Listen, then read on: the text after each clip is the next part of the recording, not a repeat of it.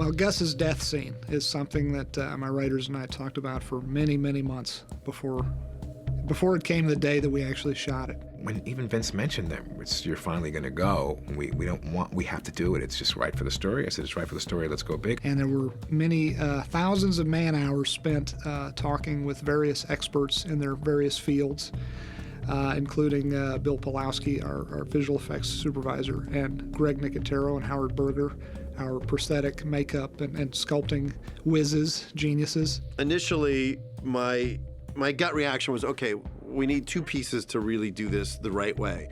We need the prosthetic on the actor, and we will recreate as much as we can what it would look like to have half of the face missing. But I also recommended that we make a bust. We take a head cast of Giancarlo and sculpt the detail into it, not having to worry about the real actor's bone structure and everything, but actually sculpting in the clay head. So Giancarlo came up to the shop. We did a full head cast of him. It was a very interesting process to not only get my head cast and figure out what that look may be. From there, John Wheaton, who was our designer, we did a bunch of Photoshop renderings. The ear missing, the ear still there, the jaw missing, the jaw still there, the eye there.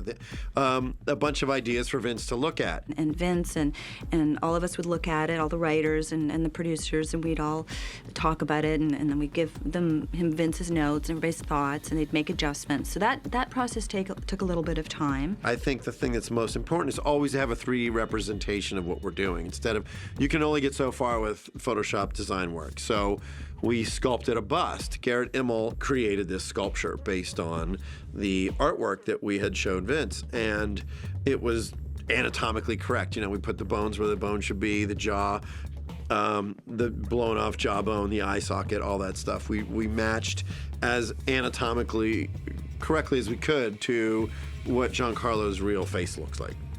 And from that point on, we then sculpted a matching prosthetic that he would wear that simulated the exact same look. Once this was all approved and everybody loved it, we went ahead and we sculpted a makeup. And this is actually the makeup that's going to go onto his face. So it's pretty much a duplicate of this damage, minus all these pieces that are all blown inward, you know, all the pieces that are missing, which will then be digital augmentation. Then I'll take a marking pen and then put little tracking marks over the makeup.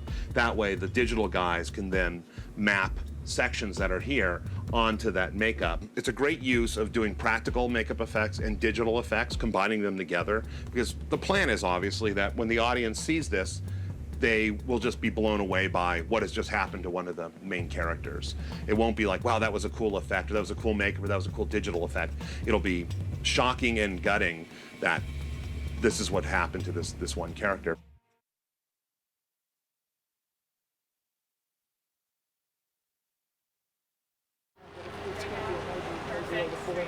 The day we shot this in the abandoned, this really was an abandoned nursing home that we shot in. It was quite a tense day for me. I was pretty nervous that day, and I was a little on edge because I knew I was running out of time. As always, when you're directing, you're running out of time. You're running short of time to get all the things that you want to get shot. Am I correct in assuming he's calling me from inside saying everything's cool? Yes, he is. Very busy day. You know, I have a lot of makeup to go through. We have the first shot where I can just be sort of natural and normal, if you can call that, getting into the Gus character, trying to find a natural state. The only mark. And you get to go ahead.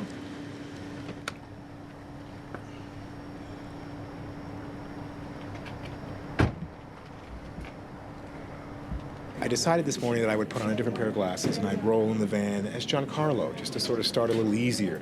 Because as soon as I put on my glasses and start to think about this Gus mindset, I become a little bit manipulative. I get a little more joy out of ordering my egg white omelet. I get a little more joy out of saying, when they knock on my door and say, we're ready for you, closing it back and waiting about 5 minutes and have some anticipation. You know? So it's kind of cool that I'm in this really jolly place right now, but obviously I sink down into a deeper, more darker zone as I get closer to my destination and what I have to do. I can do it. Absolutely.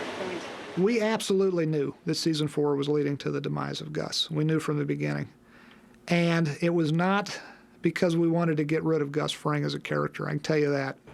It was a sad day when we realized that Gus had to go.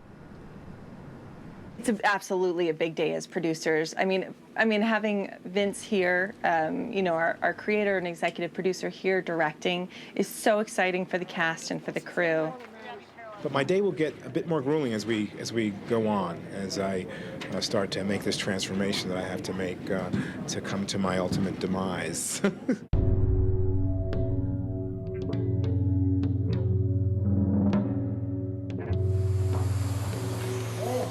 You know, the funny thing about the damage of the room post-explosion, it takes an awful lot of work to make a room look so messed up. This was, this morning, a nice pristine room. We took the window out, we put in our window, another window. We have about 3 sets of those windows. We accidentally put a couple holes in the ceiling here. Now the painters are doing the final touch to make it look like scorch marks besides the explosion, where the paint, you can see where the paint's peeling off the walls just from the heat of the explosion. And this is all done instantaneously, practically. So it's 9:30 in the morning, and we're about done. And there's a real art to this, dressing it in just so that the place looks like a bomb really went off on it. Mark Hansen, my prop master in his prop department, came up with this great wheelchair wreckage so that the wheelchair looks like a bomb went off. You know, ground zero was under the seat of this wheelchair. And I remember looking at this damaged room and being so happy with it. I love the way that what's left of the glass frame is bent, and the way the what do you call them, curtains are blown out, and the ceiling looks great. And honestly, this is the main stuff we're gonna see. Yeah. So once we get around, this all looks great. We went to look at the post-explosion look, and which was thrilling because Vince got there. We couldn't have been happier with it. Okay. Great job. Great job with this. And then dressing in a few last touches. All right. Thank you, guys. Great job. Awesome. Sweet.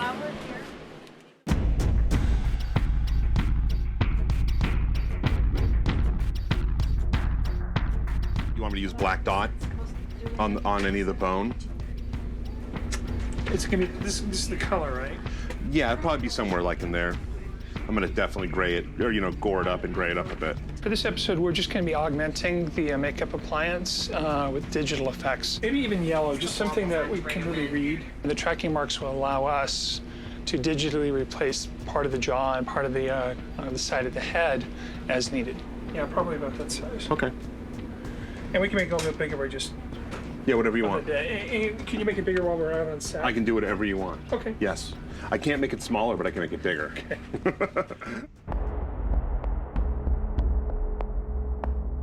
The explosion that happens is a very real-world physical effect of this big steel door being blown off its hinges by a bunch of nitrogen mortars.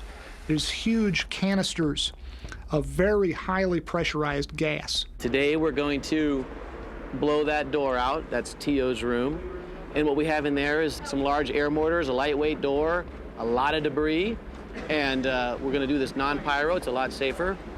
And on cue, we'll blow that door out. We'll drop a picture. We'll drop some ceiling tiles. The light fixtures will drop down all at the same time. That door should end up somewhere where we are, right around here, I think, if all goes really well. What looks like an explosion caused by a bomb is, in fact, a bunch of very powerful mortars releasing gas instantaneously in such a volume and such a quick snap that if you're standing in front of this door when this thing went off, you'd be killed. I think that's it. These 2 panels, Ken, which else is dropping? All 3. We're prepping all of our pieces to fall off the ceiling. We have all remote trips on that stuff for the lights, for the ceiling tiles, for some dust, for some debris. Then when they're done inside and Vince okayed it, which I think he just did, we're gonna go ahead and start getting our air mortars in there and lined up for the door.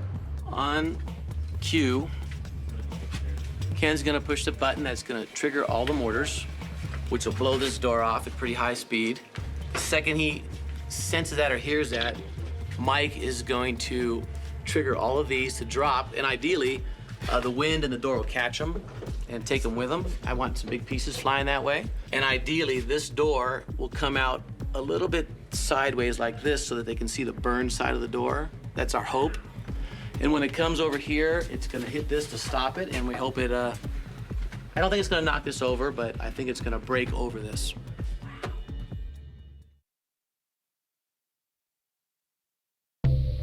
Okay, here we go. Great. Awesome. All right, and this is a makeup shirt?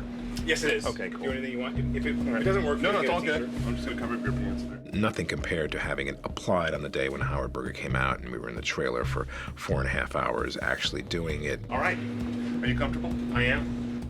Now I'm just gonna fit this. Okay. And I cut little striations out of here, just so you can see a little bit. Oh, that's very cool. That way you won't be completely blind, because it actually does get annoying after a while. Okay. What I'm doing right now is we've got the piece glued down. There's still a little blending to be done, but I'm just working on some of the paint work. But yeah, this is kind of the part where it starts to come together. You know, obviously when you have just the foam piece, you're looking at it going, okay, well, I guess this is gonna kind of how it's gonna work. But once it starts coming together, then you kind of figure it out. Very strange, especially in that neck area. Now, a minute ago, it's kind of looking okay around my chin and my lips, but now it looks like it's going away. And from my one eye I have that I can really see through, it really looks like it's gone. I pretty much have seen it all, I thought, but now looking at this, it's really a little scary. As I kept looking in the mirror, it became more and more of an eerie experience, particularly because one half of my face is me and the other half is basically off. Looking at this and talking is very strange, some feeling and sensation. And then there's always this, too. I keep touching that and going, ooh, feels a little funky. And I think that because it's so light, and when I get out there in terms of what I'm going to do, it'll just feel like a big piece of masking tape on my face, which will be great, because then I don't feel any different except for the fact that there's a little something laying on my eyeball. But when I open my eye, I can see through it, so I don't really feel very different, which is what I like. I want to be sort of in shock myself. I have to make it real, and it's up to me to sell it, and for me to believe it is what's important. And right now, I really, truly do, you know, which is really great.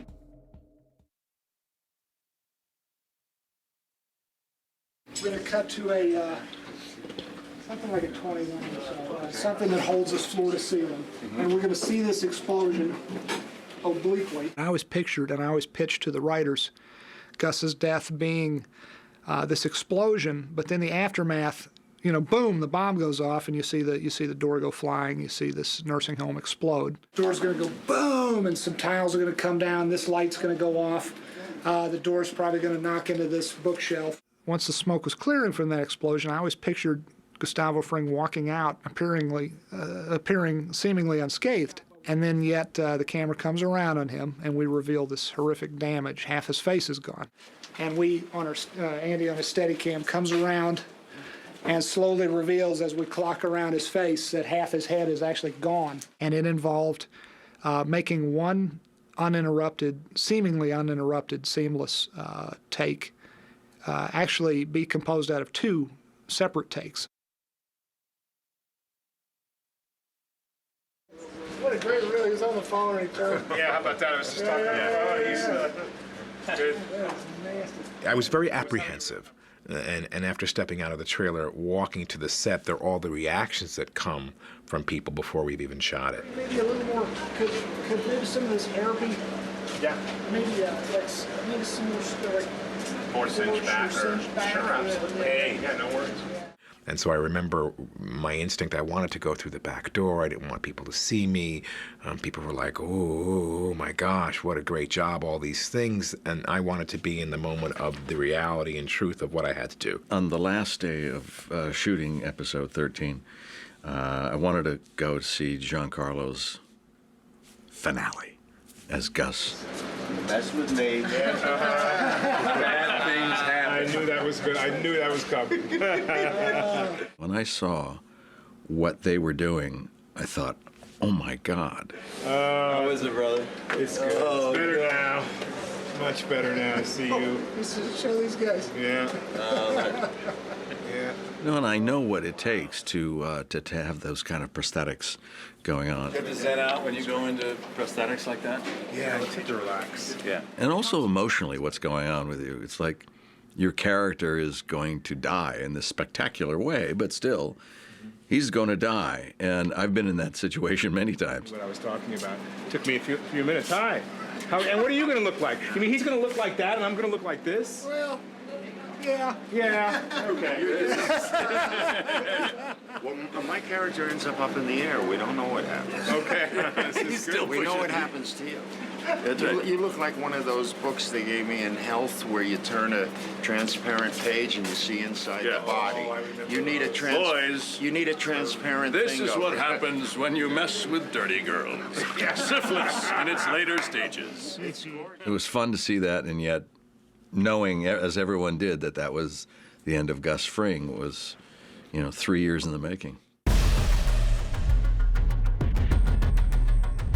It's very exciting. We're about to blow up this room behind us here, and it's very exciting to watch, and wondering how loud it's going to be. But we've seen lots of tests. Our special effects crew is awesome. They do a great job always. So we've seen lots of video tests, but now is the big moment with all the different elements all coming together. And it should be very exciting. We're going to clear this entire area because the blast is pretty big. It's very strong. So the whole area will be clear, except for our cameraman who's raking it, so he'll be safe. And we're all going to be in Video Village watching the monitors or hiding in various safe places around the set. And everybody will stay out until the special effects guys say, okay, all's clear. Orders have gone off, explosion's done, and we can all step in. And then we'll set up for the reveal of Gus. Fire in the hole. Fire in the hole. Stay clear. Rolling. 3, 2, 1.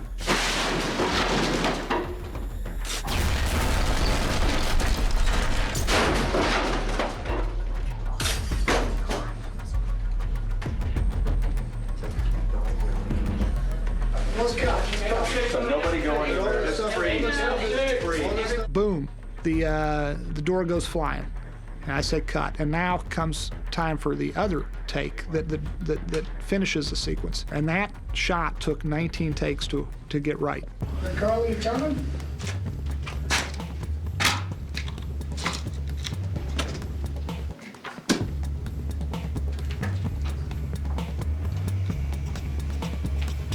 Door.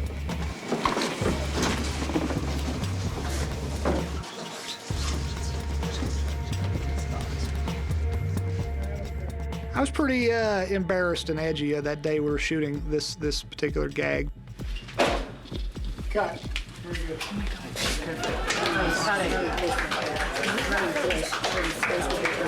Let's go again. Typically, you do in TV, especially, you do maybe 1, 2, maybe 3 takes, 4 takes. Once you get past 4 or 5, five's okay. Once you get to 6, okay, something special like this, 6, 7, 8, all right. Once you get into the teens, you know something is not working right. Cutting. Once again. Vince is very particular and very specific about what he wants, and there were so many different elements going into this. The smoke. A little big blast of smoke. Let's get a little big chunk of smoke in here. The 2 nurses that come running up, Giancarlo's drop, the adjustment of the tie.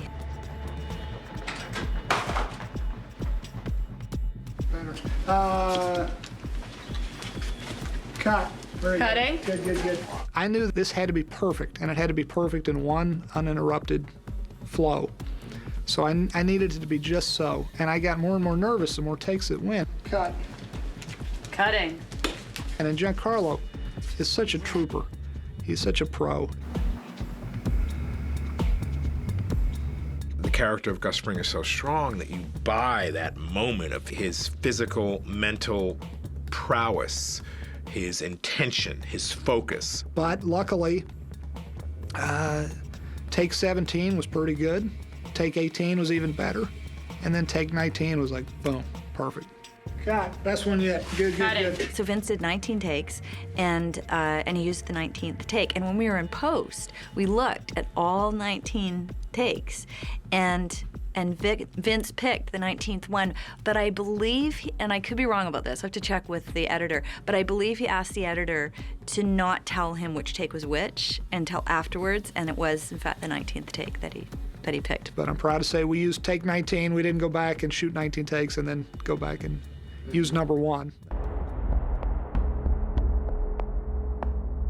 Although it looks like one continuous shot in the final result, it's actually the result of 2 different visual effects shots, a locked-off special effects shot and then an actor performance shot.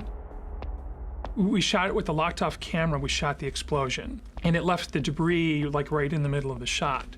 We had to actually move some of the debris out of the way in order for the dolly to push up to the doorway and reveal Giancarlo. So we had to take the explosion elements that were shot in take 1 and insert them and composite them back over what was take 19. That was the final approved shot of the take with the actor. We had to make up appliance on the actor, and we had tracking marks on the side of his head and on his face, which allowed us to use the 3D geometry that we built from the sculpture and then track that onto his head. The shot of Giancarlo on the side where his face is blown is replaced with a digital scan of the model that was originally created by Greg Nicotero and K&B. It's all one, beautiful, horrifying, scary piece that works so well, and it's just such a dramatic and amazing end for Gus. It's just a great way to say goodbye to him. This explosion was a marriage of many different areas of expertise, both in physical special effects and in makeup and in digital visual effects. I never imagined such a fantastic death. But then again, I never imagined all the artisans who came together to make it work for television. So it's made history now. But just the sheer work that goes into this, just astounding. How amazing to be able to capture that moment and have it live